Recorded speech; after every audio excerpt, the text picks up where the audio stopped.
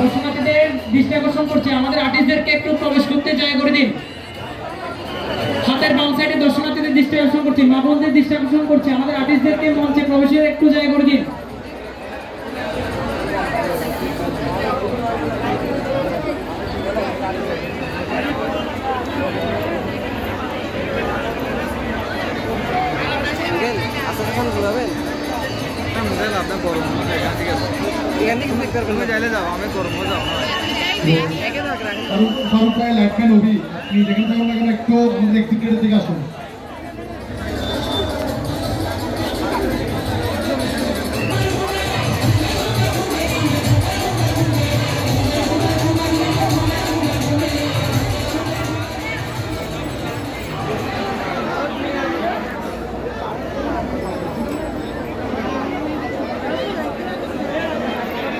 রাসেল ভাই রেডি?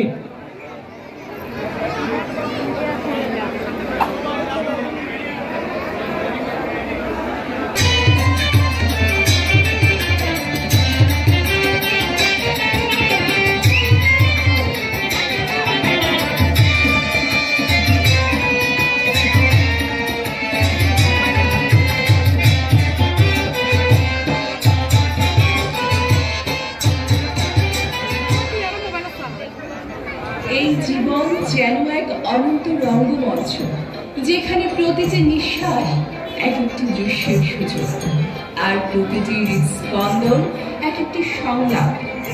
আমরা সবাই এই মঞ্চের অভিনেতা, কখনো হাসির দৃশ্য উজ্জ্বল, কখনো কান্নার দৃশ্য ভরা কালো।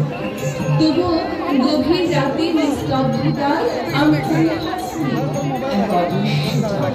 এক সূক্ষ্ম সূক্ষ্ম বাঁধন।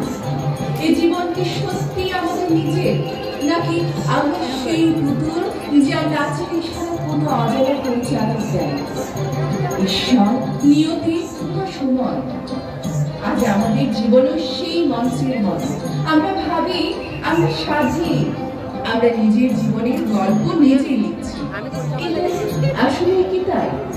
জন্ম থেকে কি আমাদের জীবনের চিত্রনাট্য লেখা হয়ে গেছে?